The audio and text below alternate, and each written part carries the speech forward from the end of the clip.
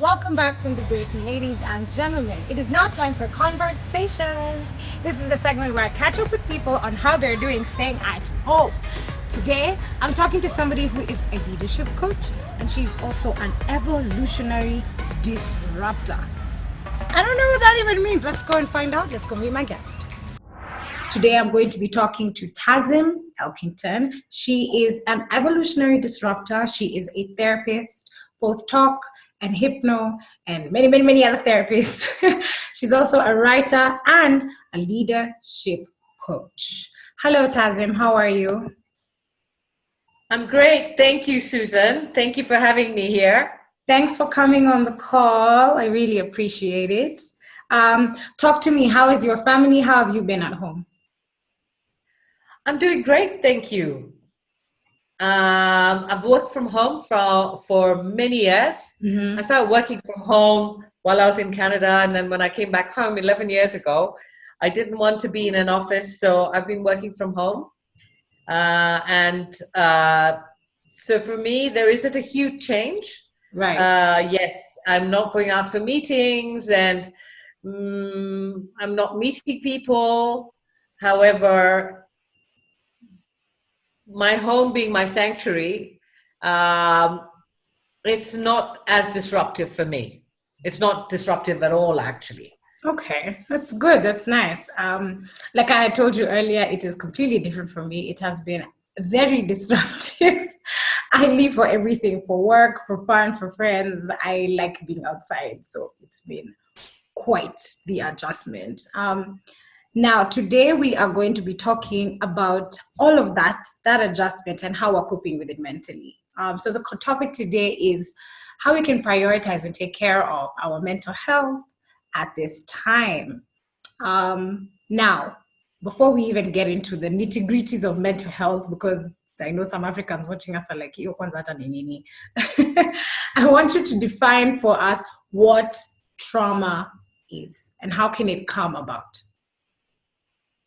So trauma is when there is a very deeply distressing, disturbing, shocking event or continuum of events or series of events. And therefore, trauma, PTSD, as they call it, post-stress trauma-related issues appear, after wars, after famine, after rape, after violence. So in this case, it is traumatic for us because our so-called freedoms have been interrupted. Our freedom of movement, our freedom of interaction, our freedom of social connection, because we're not islands. We need that social interaction in order to, because we are feeling human beings. Yeah. We feel, and to feel, we've got to be interacting. Now, this has been basically, it's come to a halt. Right. So, and it's not come to a halt for a day or a week. It's now running on 2 months and 3 months in other places. So what does it mean to become isolated? And what does it mean to be isolated from life? This is traumatic for people. I can understand this. Yeah. And it's very deeply traumatic. I agree. It is quite deeply traumatic because also there are some people who are losing jobs. There are some people who have no idea where a source of income is going to come from to support their families. So on top of the shock of what coronavirus has done to our society, there's also all of that. What does it mean then on the other side? What does it mean then to have mental well-being? So mental well-being is when a person has dealt with their issues. Mostly it's people that have dealt with their issues. And even if they've dealt with their issues, this could trigger something from way back. We don't know, okay? Yeah. But generally a person that's well-balanced and that can deal with life as it's ever changing externally and internally, because we're changing every moment. Yeah. So a person a person that can handle whatever change, external, internal change that's going on, and be able to respond rather than react. This is a balanced person. It's a balanced person. Is there a way someone can measure if they're balanced on that scale? I'd like to measure myself and know if I'm teetering. Well, ask someone to scream at you and see how you react. Oh, okay. That's a good test because I'll either react or respond. So I like that. Yes. So you've talked about us dealing with our issues, and what's happening and what we're seeing now is issues in relationships. There were issues before are coming out now, and couples are struggling so much now. Same with families, or it's on the other end. Like you said, if you're dealt with your issues, some people are very happy at home. They're like, this is how life should always be. So when we look at those situations, I would like for you to let us know, how is it you identify your issues? Before you're able to work on something, I assume you have to identify it first. Absolutely. But before we identify, I'll take a step backwards. People are not reacting to COVID-19 only. This is a trigger. COVID-19 is a trigger. What is happening is that people have accumulated stress, tension, pain, sadness, hurt, dissatisfaction. I'm not going to list all of them because there's too long a list. They have an accumulation of all these don't wants inside of them. Okay? Blame, all of this stuff, right? And they haven't dealt with them. They haven't dealt with these issues: mother-father issues, sibling issues, family issues, traditional, cultural, religious, status, all of those, okay? And they haven't dealt with them because that's just the way we operate, especially on our continent. Therapy is taboo. So just be quiet, swallow, and top it up with a double whiskey because that'll help you swallow better, or something like that, because alcohol plays a big role. That's very true. Yes, or, stuff it down with a lot of nyama choma, or stuff it down with, the addictions come from this kind of stuffing down as well. So people haven't dealt with their issues, which have been there for decades or even centuries. And so what this isolation and this situation has done is it's triggering people at their rawest now, because there's nowhere to go. There's nowhere to escape. There's no nyama, there's no double whiskey, there's no Tasca Baridi. It's really triggering them to have to look at themselves in the mirror and say, oh my God, what's my life worth? What is it? Where is it going? What's going to happen next? And people are unable to identify or examine themselves because they haven't been trained or taught how to do this. That is our education. Our education does not allow us to take into account that we are human beings that require skills to know how to do this. But it's not part of our education system. And so, it has even been made culturally taboo, like you said. In fact, because we have that belief in Africa that you shouldn't be able to go to a therapist or a counselor or even a friend and woe is me with all your problems, woe is me with all my worries or my anxiety. Now, with that in mind, how has it been for you working at home now within Africa? Are you finding that a lot of the people that you train, let's say like the people that you're the leadership coach or some of your patients that you're a therapist for, are you finding that you have more clients and you're busier, or is it the other way around? So what's happening is, if we look at the bigger picture, people are afraid to really deal with their feelings and their emotions. And they don't know what to do with them. Right. So they're being splattered on a wall, like creating a rainbow fusion, and that could include some human beings also being affected by that rainbow fusion, because the amount of violence that's increased, I gather, is humongous. So what has happened is people are afraid, and when people are afraid, they close the tap. They close the tap on spending. They close the tap on their feelings. They close the tap on a lot of stuff. And so I have my clients, not as many as I generally have, and that's because this is the first period.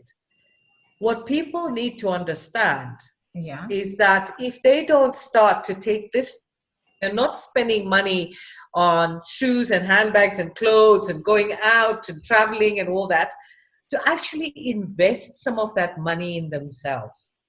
They haven't realized that yet. And they haven't realized it, one, because it's taboo and it's shame. That if you need, so let me clarify something about therapy. Therapy is not a weakness. Going for therapy is not a weakness. Needing therapy is not a weakness. Needing therapy and affirming that is actually a strength, because there isn't a single human being in this entire world that doesn't require therapy. I like that. Needing therapy is not a weakness. And the reason why we need therapy is not because of who we are presently, it's because of our ancestral baggage that we've carried up to this point. That's important. I think also it's, for some reason, I don't know whether it was written anywhere or anything, but for some reason, dealing with our baggage of the past somehow is also not, I don't know, it's not, we don't look at it in a positive way as Africans. You're like, yes, we were colonized and there were slaves taken from us. We don't deal with all of that as a modern reality, but it's like, but a lot of the issues you're facing today are because of things that happened in the past. I like that. That's it. And people, I mean, and then look at our Kenyan story, okay? And maybe it's not just our Kenyan story, it's our African story, where the absent father syndrome, the violent father syndrome, the polygamist father syndrome, we do not understand the impact of these three put together and how much they affect us, apart from the fact that, hey, let's not forget about patriarchy. That's another whole story altogether. We need another episode for that one, Tazim. We need another. We can't even fit can't fit it all in. But I agree.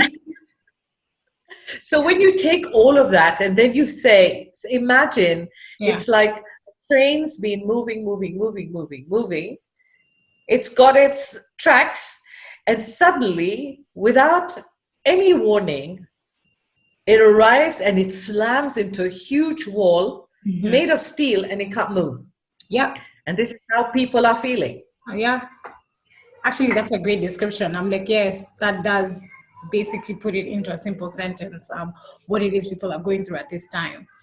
When you talk about therapy and there not being any shame, it's very important for people to be able to not be shy and not be so scared of therapy. But at the same time, there are people who want therapy or would be willing to have it but can't access it when you look at Kenya today and when you look at Africa as a whole. So I'm wondering, do you have any tips or do you have any guidance of things that we could do at home to kind of keep up with our mental well-being if somebody can't reach a therapist at this time? So first of all, there's no way anybody has that excuse that they can't reach a therapist, because we have enough therapists. This is a fact. That would be another excuse, an extended excuse of not wanting therapy. Okay. So there's enough therapists, and anybody can contact me, and if I'm not available, I will refer them, okay? We have enough therapists in this country to work with the people. So that was about the first part of the sentence. The second part is, yes, there are important things we can do. And I wrote an article for Kazini where I gave 10 tips on what to do during this time that would be helpful. And if it's okay with you, I'll just go through them with you. Yeah. So first of all, avoid reading watching, listening to the news and updates on COVID-19. It does not serve you. There's nothing you can do about it. It's beyond your control. And it'll help you keep a certain sort of balance, because fear breeds fear, and this just keeps feeding the fear. So avoid all of this, and it'll help with the unnecessary increase in anxiety and stress. Okay. This includes WhatsApp groups and don't keep posting and reposting and all of that stuff. Accept the situation for what it is and create a new routine. And the new routine means that you've got to take into account that you have 4 essential parts, which are physical, mental, emotional, and spiritual. Mm-hmm. So you keep a balance, and this is what we should have been doing. We ought to have been doing anyway before COVID-19. Most people have no balance on those 4 parts, okay? So really, they have none. Everybody wants to be busy. Everybody wants to be running around. Everybody wants to please everybody. In this space, it isn't happening. So for your physical, have a 30 to 45 minutes exercise routine. For your mental and your emotional, forget about engaging in C19 stuff and read and listen to uplifting stuff. Okay. For the spiritual, if you're a religious, pray. If you're not religious, find a practice. And I've been meditating for 30 years. And this is something that people ought to consider. And there are places, and I will give you more information on how to find a meditation practice easily. Okay. I've been practicing transcendental meditation, and I'll give you where to go to find that, okay? Great, yes. So it's essential to create a routine. New habits, since you can't down the double, triple whiskeys and nyama choma, and honestly, at this point, I would highly suggest people create a different diet as well and have more vegetarian food, more fruit, because it's healthier, more water-based, and cut the alcohol. The alcohol is only going to trigger you more. Okay. So control that. Yeah. What's happened is that there's been an increase in online sales. Yes. Because people are shopaholics. Yeah, they're sitting on their laptops and buying everything. Click, click, click. It's a click away to buy something these days. Now's not the time to be doing this. What are you going to buy? What are you buying for? Now's the time actually to declutter your home, because people's houses are like storerooms. Okay? Declutter, give stuff away, share.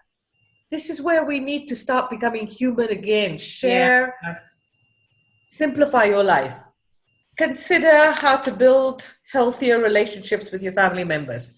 So people have to learn a different style of communication. And here is where we have the opportunity to say, okay, how are you feeling? Yeah. I'm feeling like I'm going to explode. Okay, if you're going to explode, what do you want to do about it? Why do you want to explode? So talk things through. However, I also am very, very cognizant of one thing. When you said earlier, we're not taught to discuss our problems or discuss how we feel or take our issue to our family, not to our family, but to our friends. A lot of our people use their friends as garbage bins. And so people at this point, make sure you understand you're not a therapist. Don't try to become a therapist, because you'll actually mess the person even more. Don't get into, if someone suddenly realizes, oh my God, I'm so unhappy and I'm so mad because something really bad happened to me when I was 9 years old. Don't try to play therapist. You are going to really not be able to deal with it. Yeah. Okay? But this is when these issues come up, people need to seek help. Okay? And there are enough therapists around. Enough therapists. I like that one. There's no more excuses. Acquire new skills. Start learning to cook if you never like to cook, gardening, or, do some online courses. Mm-hmm. Don't don't have too many WhatsApp conversations because they always lead back to COVID-19. It's not going to help. 100%, I completely agree. When you said avoid COVID-19 news, I did that. Like, I only want to keep up with the cases and the numbers of new positive cases, but the influx of what they're doing to work on a cure, what they're doing, some of the things that I feel I can't directly affect, I just cut off. And I was so much better off for it. Because I was like, because you just feel this stress of something you can't control. I was like, I want the information that I know maybe I can do something with it. But if I can't, there is no need. Well done. Well done to you. It's because I get to talk to therapists for free all the time for my job. That's why I was able to do it. Amazing, amazing, but well done for taking that initiative for yourself. Thank you. When it comes to mental well-being, I like what you said about not being a therapist. Because a lot of the time what happens is something that's affecting maybe one family member becomes an entire family issue and other people can develop problems from it. So to avoid all of that, are there signs that we can see within ourselves? Because I'm even thinking for some of the people that you train for leaders, you're just working with your work group, on Zoom or on Microsoft Teams or whatever. You're not able to keep up one-on-one the way you used to before. So what are some of the signs that we can look for in family members and in our colleagues and our friends to tell them, hey, I think you need to talk to somebody else. I don't think I can help you in this case. I think you need to go to so-and-so. We're all very smart people, especially as Kenyans. We are very smart. We just avoid addressing the truth. This is the biggest issue that we have as Kenyans, to tell the truth. It's better to go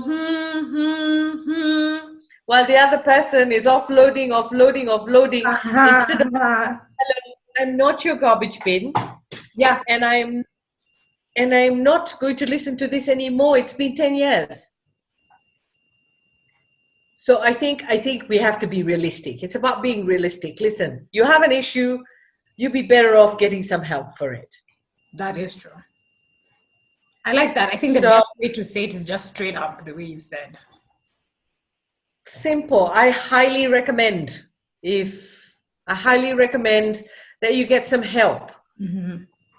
So this is what I suggest. So for meditation, transcendental meditation is tm.org. Mm-hmm. Anyone can go there. They have an online introduction. Please, Susan, I would suggest you do it.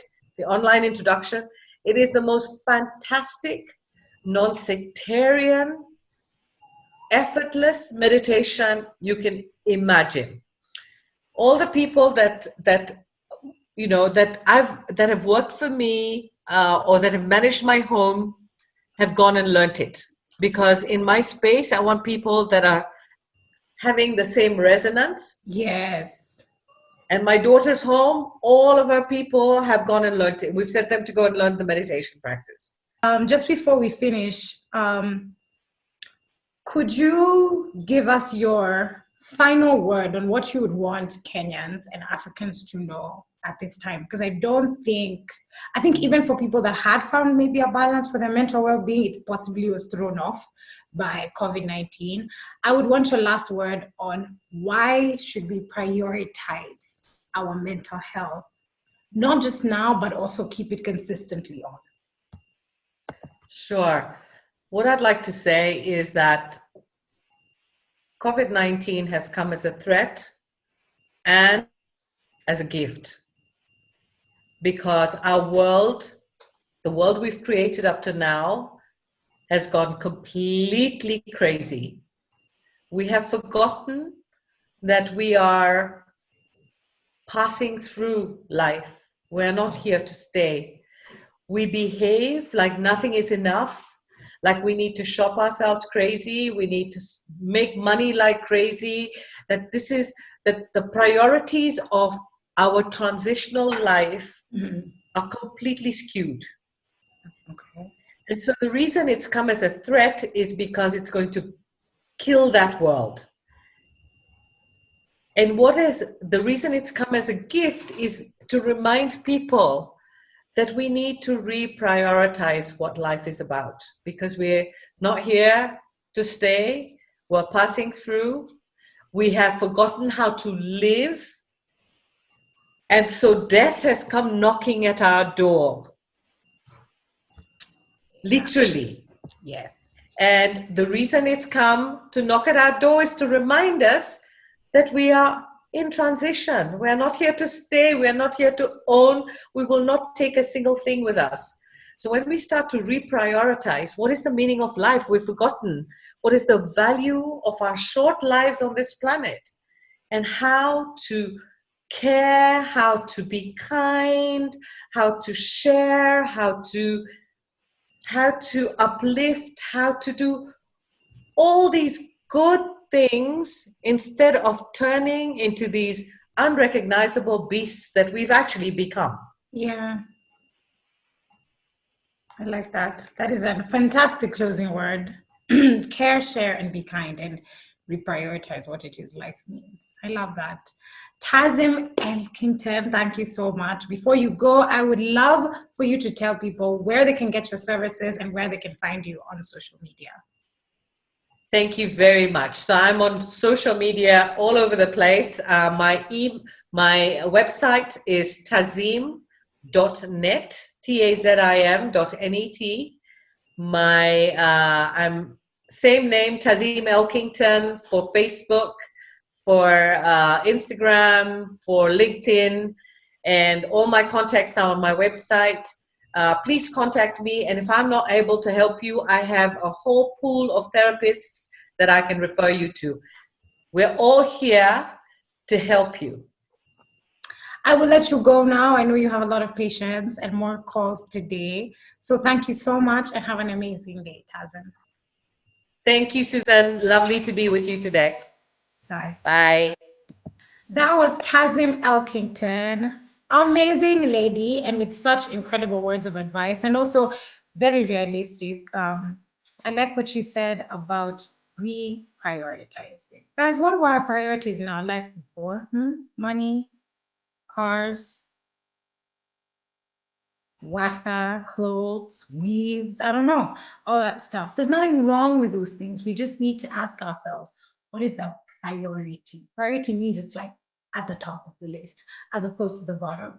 Tazim has asked us to reprioritize our lives, remind ourselves what is important. And I like what she said. There was three things that are very important right now during this transition of COVID-19.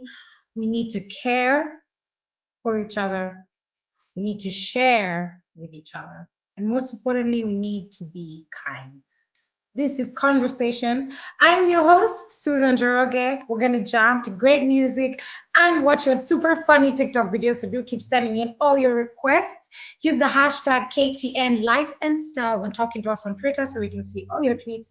Follow our channels at KTN Home. And you can follow me at Sura_common on Instagram, Jeroge_ on Twitter. And yeah, I'm gonna see you guys. Be blessed. Bye.